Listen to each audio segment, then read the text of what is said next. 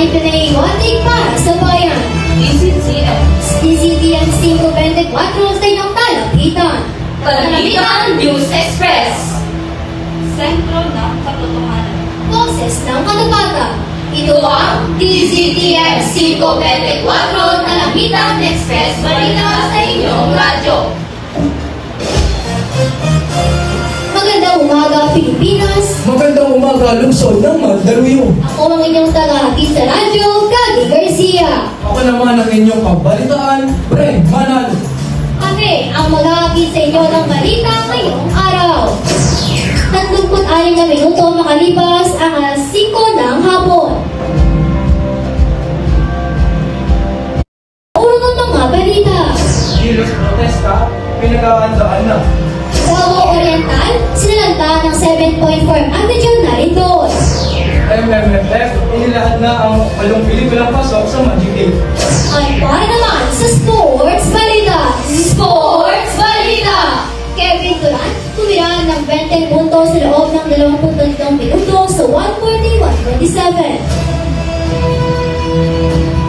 Sa balita, nagsimula na ang paghahanda para sa kilos protesta na idulunsan ng billion-peso mark sa Nobyembre 30. Hindi kaya ng grupo ang publiko na magdala ng kandila, placard at mga gamit na maingay sa protesta. Ayon sa Church Leaders Council for National Transformations, tinawag ang kanilang kampanya bilang isang moral struggle laban sa korupsyon. Samantala, magkakaroon din ng misa sa EDSA Shrine at sa iba pang lungsod ng bansa bilang bahagi ng seri ng kilos protesta. Para sa Talangkitan Express Balita, Gagi Garcia. Davao Oriental, sinalanta ng 7.4 magnitude na lindol. Patay ang isang lalaki matapos tamaan ng bumagsak na hollow blocks nung nakaraang lindol sa Occidental.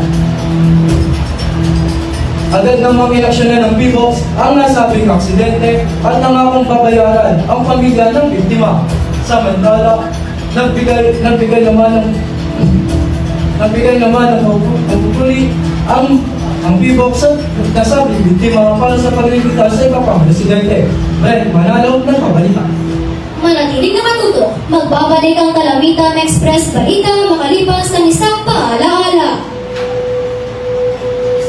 Beautiful, tuloy lang tayo. Pasensya na po, kuya, hindi po ko pinom.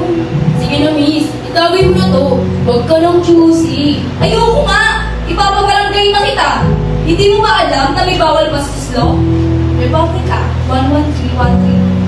Safe Spaces Act o kilalang bawal bastos law nakahatulan ang kaprusahan ang mga nababastos sa pampublikong lugar.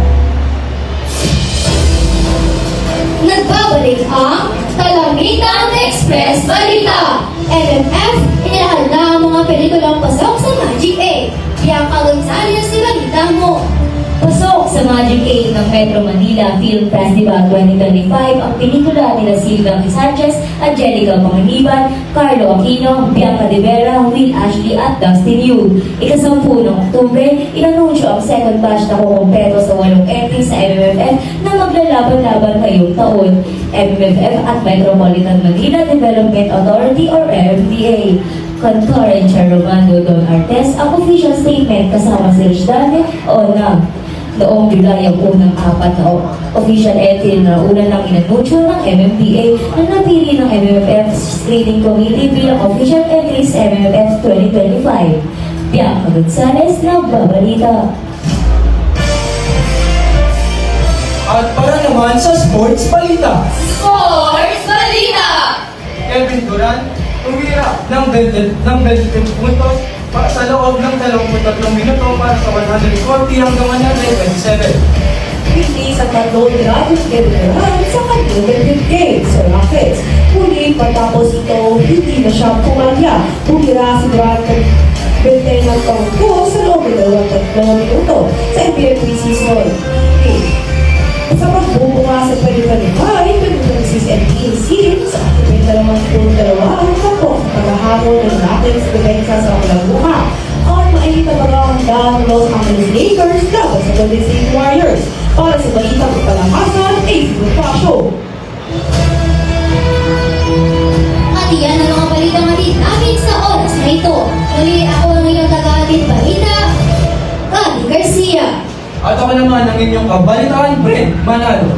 Kami ang DZTM 524 Talabitan Express Balita. Magandang araw!